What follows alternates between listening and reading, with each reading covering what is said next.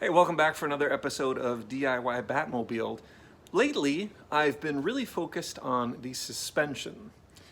If you saw my previous video, I'm gearing up for fitting the airride system in place and getting the new tires on and getting the rims powder coated, with the idea being that I need to get all of that foundational work in place and out of the way so that I can make sure everything else fits into place. So once I get the suspension, the tires, and the wheels all figured out, I can locate the shell in its proper and final position on the chassis, and that will sort of dictate terms for every other component of the build because it all needs to fit in there. So that's what I've been working on. The front suspension has been not problematic, it's just been challenging because I'm not a car guy. I've never built a suspension, I've never disassembled a suspension with the goal of cleaning it up, rust-proofing it, and fitting those airbags in. So there's a lot of new learning going on. And frankly, it's a lot of fun, and my goodness, YouTube has been such an invaluable resource. There's some tips and tricks that just aren't obvious and aren't in the Chilton's manual. Little videos that showed me like how to separate the ball joints from the upper and lower control arm, things like that, and little cotter pins that aren't obvious. So thank you, YouTube. I'm glad it's such a mature platform now as far as a knowledge base goes. So let me show you what I've been working on for the past few days. It's not terribly visually exciting, except for when I get to the part where I cleaned up the control arm, and man, does it look good. I'm really happy with how that came together. And I'm really excited to see how the rest of the chassis and all the little components look when they're all cleaned up, de-rusted, and coated with the anti-rust paint. So check it out. One of the things I'm working on today is getting these gun doors cleaned up a little bit. As you can see, the lip around it is a little uneven. It was roughly cut out of the mold, and I aim to tidy it up. You can see I've already marked a little line down here. That's where it needs to go down to. I took the thinnest point, which is right about here, and it's about 3/4 of an inch. So my goal is to make this entire lip 3/4 of an inch from this edge. And I'm gonna do that using the trusty Dremel tool and see how long that takes. If it's too much, I might notch up to a bigger tool, but I kind of want to retain control over speed. So we'll see what happens. Well, I'm thoroughly sick of laying up this mold. This is like my third layup recently. And I think I finally figured out a combination of materials and techniques to make it work. Just finished the last coat. Now I'm gonna let this sit for a night. I'll come back tomorrow, demold, and we'll see how it looks. After about an hour of sanding, grinding, handheld belt sanding, it's looking pretty good. It is not perfect, but it's pretty much where it needs to be. None of this is going to be visible at all. This is just me acting weird, but I wanted this to be symmetrical. I wanted this lip to be even all the way around because I know it would irk me if it wasn't. And now it's looking pretty good. Now it's fatter on the inside, and I think I'm just going to not worry about that. But yeah, I'm happy with this. It's looking pretty good. And one more to go. Got some primitive tools here that I used. Just a straight edge, an X-Acto, a dull X-Acto, and 2 clamps. And that's what I used to draw out these scribe lines that describe the final shape of this gun door. So those white lines you see going up around the outer edges, that's where I need to cut back to. And I used a compass to rough out that arch. That needs to be smoothed out a little bit, but I think that's just fine for a rough pass. This is the 4th of the rear airbag brackets, and I think this one actually came out the best. The secret was let it soak. I guess I was a little impatient before, and I was pulling them out of the soak bath a couple hours afterward. This one sat in there for like a day and a half, and it just took about 5 minutes to clean it up, and now it's looking really good. So patience apparently is a virtue. So this thing's ready for a coat of Pour 15. I'm gonna hit it with that before the night is out. I've just applied a second coat of the Pour 15 to 3 of these. and the first coat to one of them. Overall, they're looking pretty good. I guess my takeaway lesson from this whole process is don't rush it. That includes the rust removal bath and also the Pour 15. I think a better move would have been to apply a thin coat, let it sit overnight, and then do another thin coat. I applied the first coat pretty thick, and I ended up having to do some sanding to kind of knock it back a little bit because it went on a little glompy, and it didn't go on evenly. So second coat seems to do the trick. We'll see how these look tomorrow, but overall I'm really happy with these, and this part is just about done, which is very exciting. As is often the case with these things, the second one went a lot faster and turned out a lot better than the first one. It's a bummer that you can't just get it right the first time, but it turns out there's something to be said for practice. So yeah, I'm really happy with this. I think that's definitely beyond the good enough bar. And the next thing to do is really see how those gun doors are going to sit inside these. But yeah, overall, I'm really happy with this progress. Got both of these things cut out tonight. So pretty productive night here at the project workbench. Gun door is out of the mold, and I hit it with a coat of primer. It's not perfect, but it is good enough. There were definitely some air bubbles in the vents, which I really expected. Just places air got trapped in there, and I can go back in and fix those. It's kind of a big one back here, but overall, it's nice and smooth, it's nice and level. I believe it's rigid enough that when I put in some bracings to keep it really rigid, it'll be good. So I'm gonna consider this done, even though there's still some cleanup to do, and I can put that mold away and reallocate that bench to the side mechanics. I left quite a mess behind me, and I really need to get better at cleaning up after myself, but I get really focused on the work, and then I end up leaving a trail of nonsense behind me. So one of the things I just need to carve out daily is a half hour just to clean up the shop and put all my tools back where they belong, or else they're just gonna end up in a state of huge disarray, and then that ends up putting a ding in my productivity. Another thing I did today was put another coat on these rear mounting brackets. I'm not super sure that I'm happy with the Pour 15 stuff. Like, even if left for 24 hours almost, it's been on a couple of these, there's still some mushiness to the paint.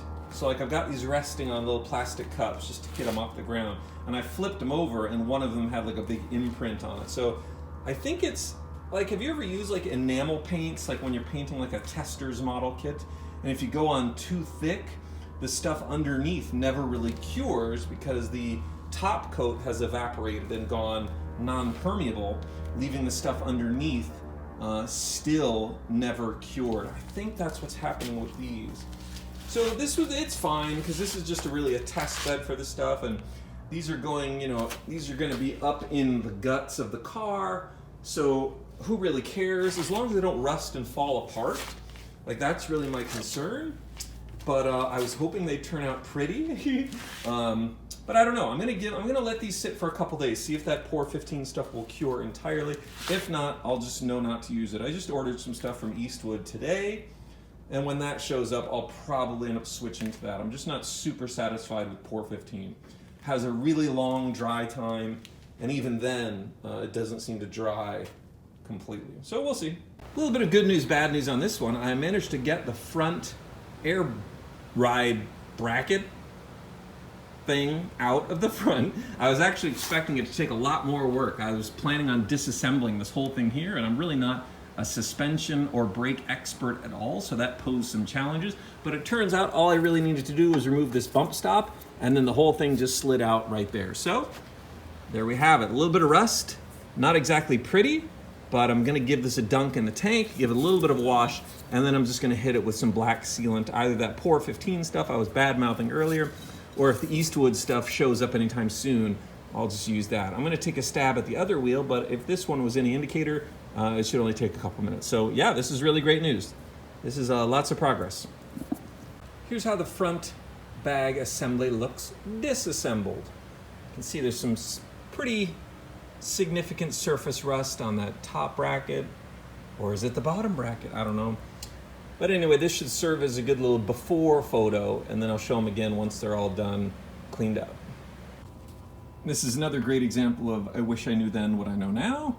This is one of the front brackets, I think. By the way, I'm really not sure if the front and rear brackets were mounted onto the proper bags.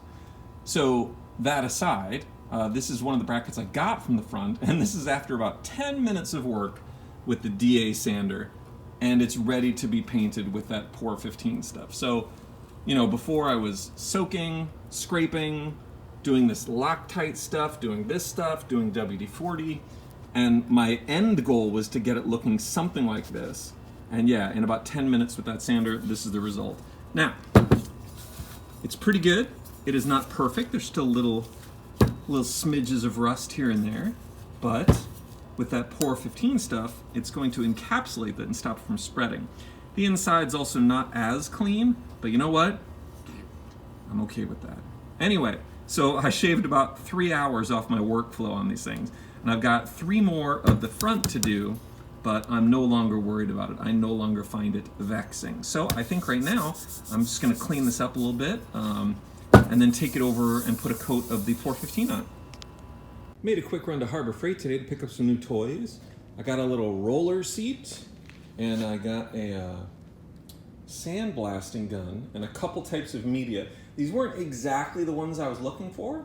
I saw a video online, because, you know, I did my research, and they recommended a type of media. It was like a 70 grit, but it was an aluminum oxide one, so they didn't have exactly what I wanted, but this would be good to experiment with, and ultimately the goal here is really to get this rust off. I'm really not happy with the state of the metal.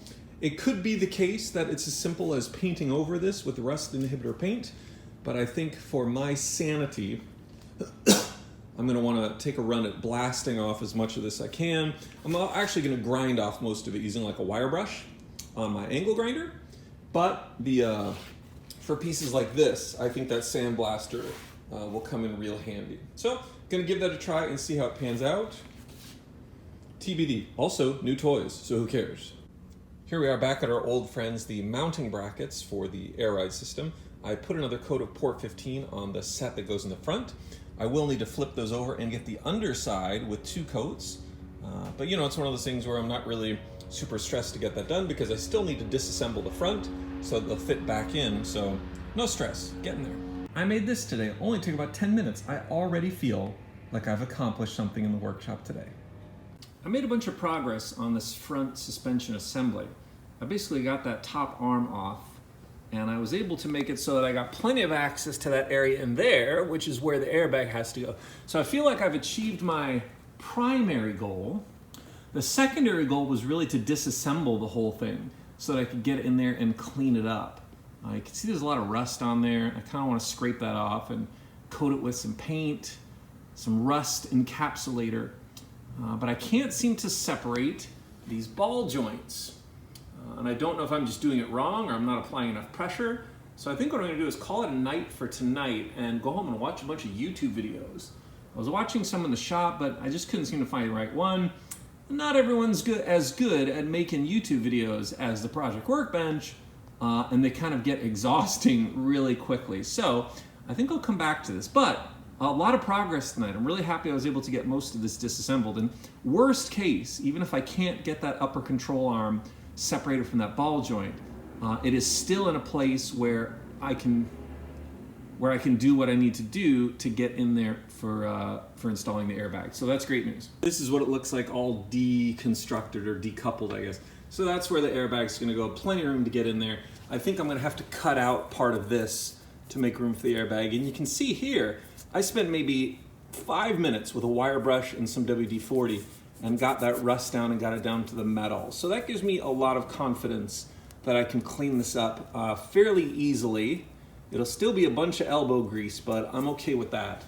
My Sandblaster, my Harbor Freight Sandblaster, turned out in a surprising twist to be a piece of junk and to not work very well. So I'm left with my scraper and my angle grinder with a wire brush, but I'll bet I can make short work of this. I think I'll be able to do it a lot easier if I can remove this darn thing.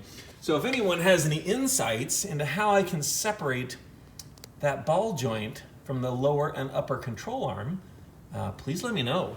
or post a video or something.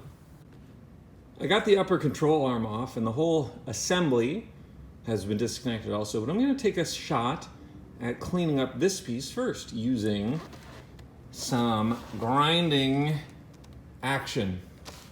So consider this a before video. A lot of progress today. I pulled off the lower control arm also, so the entire assembly has been removed from the frame, and this has given me a chance to really get in there and not only assess it, but also to give it a good pass with the wire brush and some WD-40. I believe it's pretty much at a point now where I just need to clean it off and then I'm ready to paint it. But the really great discovery that I was not anticipating was learning that all the bushings are in great shape.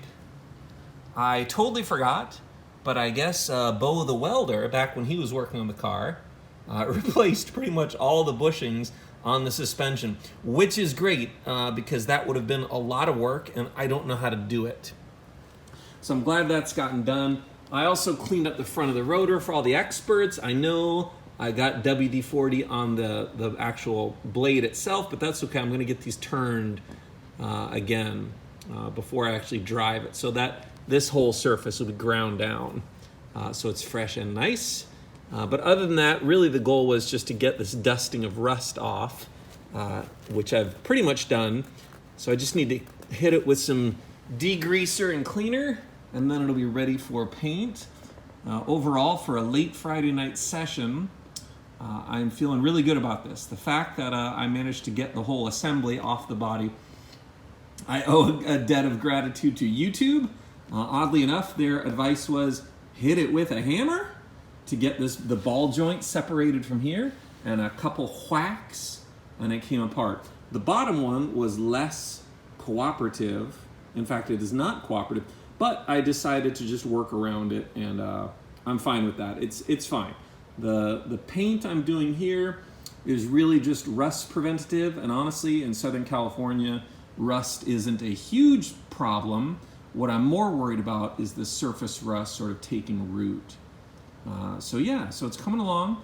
Looking forward to getting this thing painted.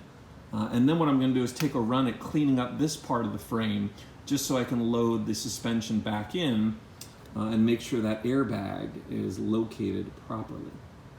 A couple little mods to my Harbor Freight Sandblaster gun. I basically opened up that center hole to 1/4 inch to allow more of the media to flow through. I guess one of the common problems with that gun is that hole is just too small. So if using the walnut shells, it just gets gummed up really easy. So I opened up this hole, and there's also a hole in the hopper and the feeder that I opened up a little bit. So I'm gonna give that another try and see how that works out.